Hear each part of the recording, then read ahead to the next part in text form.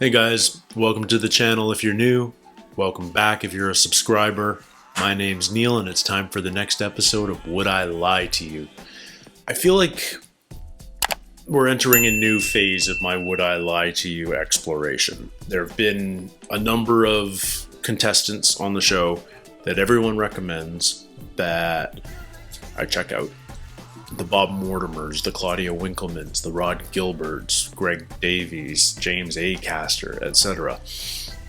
And I feel like I've seen almost all of their episodes. I'm sure there's a few that I still haven't done. In fact, I know there's a few. But I've seen the bulk of their episodes.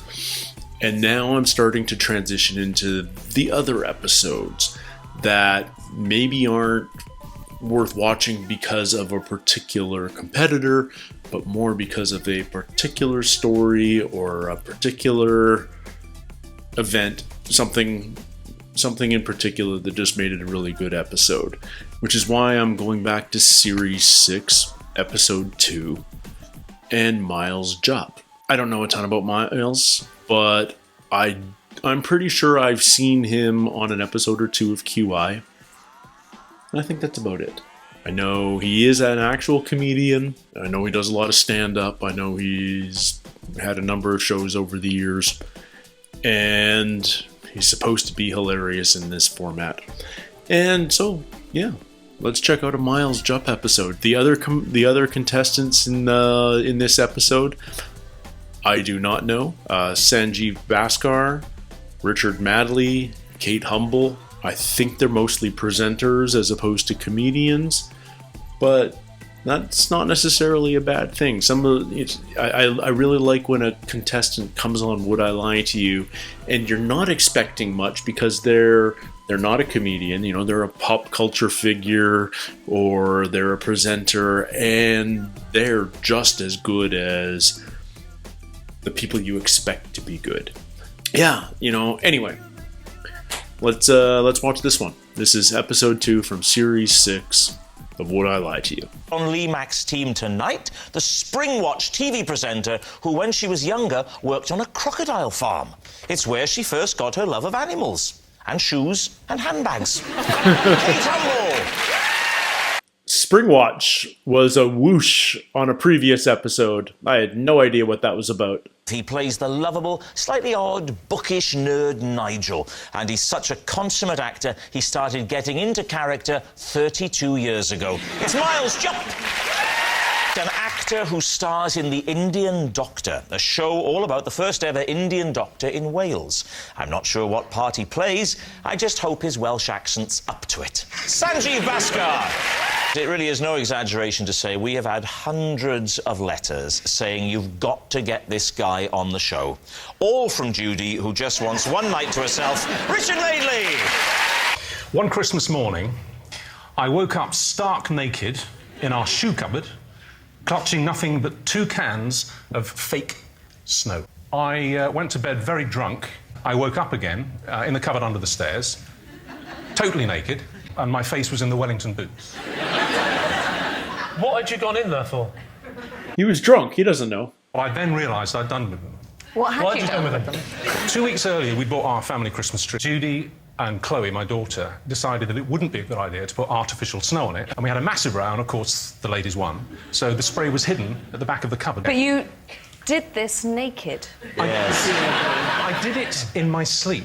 You've done the whole tree. Was it a good job? It was terrible. I mean, it covered everything. It covered the lights, it covered the baubles, it was like a great big Mr. Whippy.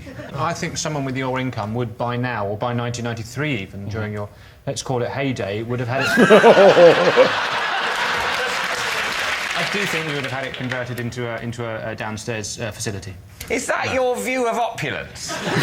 The combination of wealth, career success, and a little cubbyhole that just says poo. You woke up at 2 in the morning. I didn't wake up. I was sleep spraying. You were sleep spraying, but then you went into Horrid connotation. Think of the children. Do you always sleep naked? Yes. Always. Yeah. How does Judy feel about that? Well, so does she. Blimey. Clearly his wife is famous too, but... No, give me a minute. Hands up, who sleeps naked? David, keep your hands down. It's got to be 40%. No, I mean, obviously I go to bed dressed as Scrooge. I buy it. What concerns me is the gap between the waking up at 2 o'clock in the morning and going No. He went to bed at 2 in the morning, woke up later in the cupboard, and then went to bed again. It is true. You do. I do. I totally buy it. I have to tell you guys, you've made a terrible start. For us, it's true. Every time I shower, I must adhere to my strict system for drying myself. OK, quick as you can, what's the system for drying yourself? I always use a towel. Weird eccentric. I don't start with a towel. I sort of brush water off this arm. I can do that 20 times. And then 20 times that one. Do you dry yourself between your legs with your hands? Is it like an OCD thing where it is 20, or is it roughly 20? Oh, it can be multiples of 20. Definitely OCD. And 30 with the hair. I've done the arm and head thing. It's towel time. I get the towel and I do 50 on the top of the head. And then this is quite a new development, actually. So now it's 50 on top and 50 behind, whereas it used to just be 50 on top. What was it about your drying policy before this point, question. 2 or 3 years ago, that you considered inadequate? I was getting to a lot of towels. How much moisture do you hold? One could wring me out like a sponge. I don't see what it is about this system that is hard to believe or understand. I don't like it. No. if this turns out to be true, it's going to be a tense evening. But have you ever washed your car by hand rather than going through the drive-thru or something? No, never. Never. Never. You're the most middle-class man I've ever met. I've only had a car for 3 years. Maybe that's why this started. Yes, did the purchase of the car coincide with a new shower policy? I want to create my own domestic version of this with my hands. I don't... Yeah. It's truly horrible. But I want it to be true. I mean, if it is true, then it's really disturbing and frightening. And I'll lean lie, but it could so be true. It could so be true, but it's a lie. It is true. Poor Miles.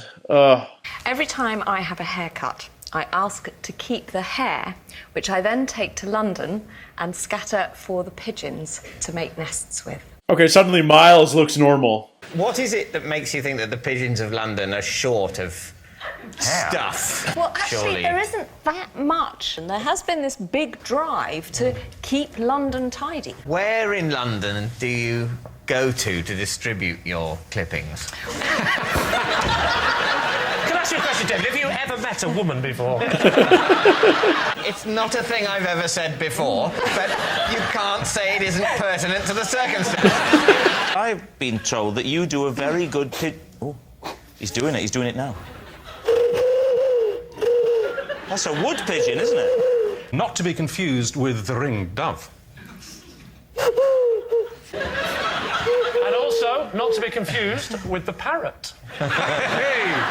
Pretty Polly?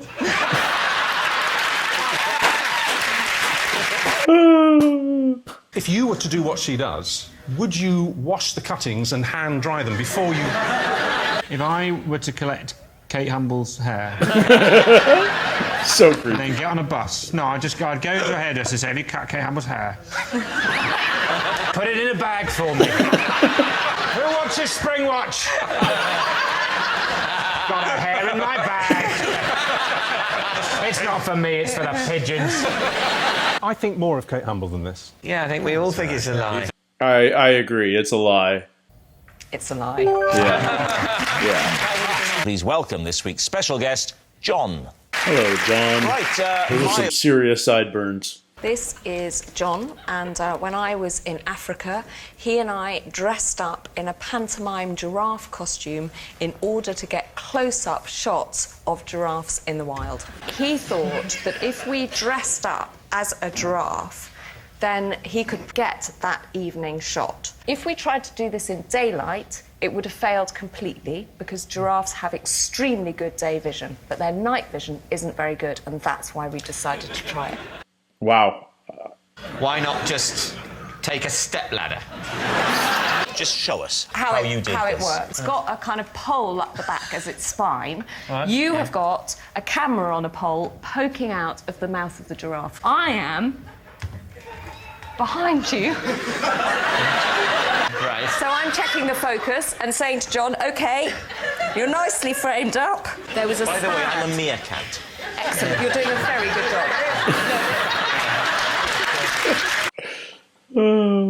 John and I were paid to fight together in a supermarket, dressed as gladiators. As in a Roman gladiator, or as in from the TV show Gladiators? Roman gladiator. So the sort of sword and sandals. Yeah, breastplates. We each had a sword and a shield, and we did battle. And this was in a supermarket. We were promoting a range of foods. It's the Viva Italia delicatessen range. I don't know if you remember when Safeways rolled that out. How did you get the strength to beat me? And you'd say, from aisle 7, where I've been... This is John. Despite being total strangers, we were once forced to share a bed when we were double booked into the same hotel room. I'm going to go Gladiators on first instinct. The hotel was in Scotland. Okay, do you want to be more specific than that? OK. It was right in Scotland. More specific? Yeah. I was at Aliskye. What were you doing? I was at a wedding. Yeah, when was this wedding? 9 years ago. I go to reception, I say, hello, well, I don't have to say. And... 9 years ago. Yes, you... She gives me the key, I go upstairs. No lift. Right, she doesn't in any way go, by the way, there is a large man already in this room. And then open the door and he was in there. Correct. I was a bit drunk, so I just assumed that there'd been a mix-up, wrong key, I was in the wrong room, so I just went, oh, sorry. You go back down to reception down. to say... I said, you've given me the wrong key. Yeah. You're going to have to go back in there.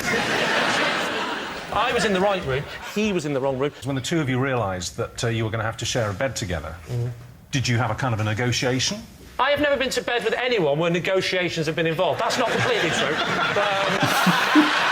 I really don't know. Whatever we say, if we get it wrong, we'll look like we've believed something ridiculous. Why? If you're pushing a range of sort of Italian delicatessen foods, are you going to imply that they give you gladiatorial strength? A nice bit of pastrami? But will it be able to give me the strength to murder?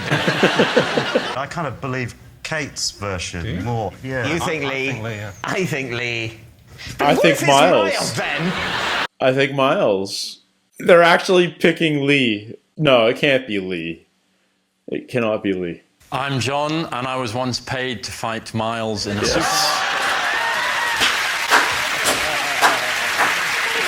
Yeah.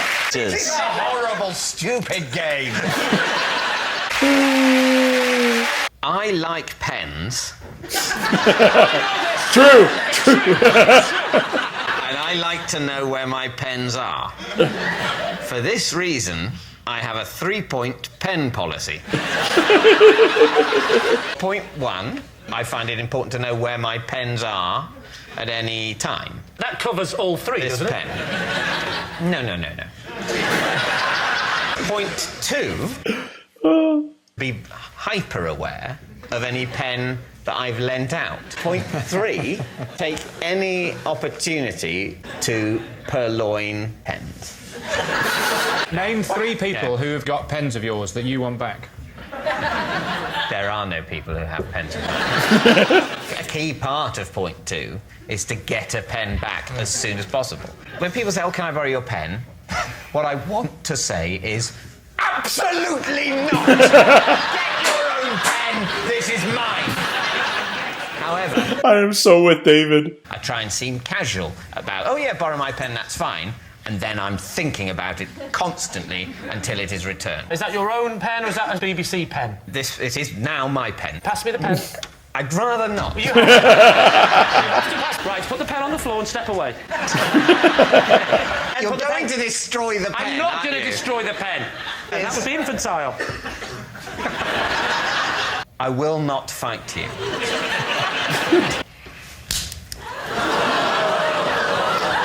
It is fair to to say we have created drama. I didn't believe it. I knew he'd break the pen. That pen, I'm afraid to say, and I hope this doesn't make me sound heartless, when I put that pen down there, it was dead to me. Oh, David Mitchell is my spirit animal. You do not have a 3-point system. I think he might. I'm with Miles. I'm with Miles. Yeah. It is, in fact, true. Oh. Of course it is. Why did I grant him more humanity? He's a robot. I can reveal that Lee's team have won by 3 points to 2. My individual liar of the week this week is Miles Jupp. Yes. Good night.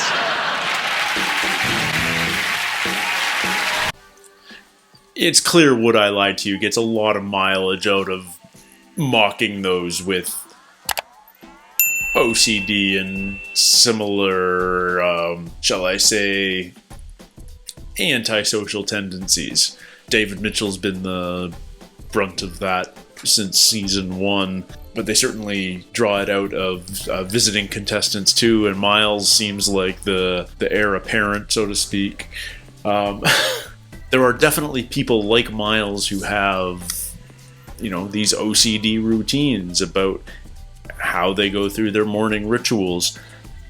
And then it's really just deciding, is Miles one of these people or not? And, maybe if you know him and his work and his shows more, you'd already know the answer to that. But I gave him the benefit of the doubt, and I shouldn't have. Same with giving David the benefit of the doubt with his 3-point pen policy. Like, of course he does. I'm anal about my pens. I only operate with 2 types of pens. This is the brand of pen I have to have. I have to have a red and a black. They have to be 0.5 mil. They have to be this particular brand. And I do not like giving them out. I get it. But I wouldn't say I have a 3-point policy unless you asked me what my rules are about my pens, and then maybe I actually do and I just didn't realize it. I don't know. Love this show. It's a ton of fun. It flies by, and I like that they tailor the stories to the visiting guests. And I love how much I'm slowly learning about British culture. Like, number of episodes ago, there was a Spring Watch reference. I had no idea what it meant. Now I've met the host of Spring Watch, and I'll remember that. Even if she does lie about giving her hair to pigeons. This is why I watch this show. I love learning more about British culture. Popular television is a great way to learn that. I know it's common, I know it's broad, but it's also a really good way to get the pulse of the nation, and let's cut the higher purpose stuff here. It's fun. This is a really fun show. It makes me smile, and this is a time where we can use all the smiles we can get. I hope joining me brings a smile to your face too. I mean, I'm blown away constantly knowing how many subscribers I have. Like, I'm on the verge of 5,000 subscribers. That blows my mind. That was never. I never imagined that would be possible when I started this channel. It was never a goal, and yet I really appreciate finding this community, finding these shows, finding fans of these shows who like witnessing me discover them, and it's one of the real positives in my life right now. And I thank all of you for sharing that experience with me. There we go. That was a weird finish to a normal reaction. But thanks to all of you. Until next time, take care, stay healthy, and we'll see you soon. Cheers.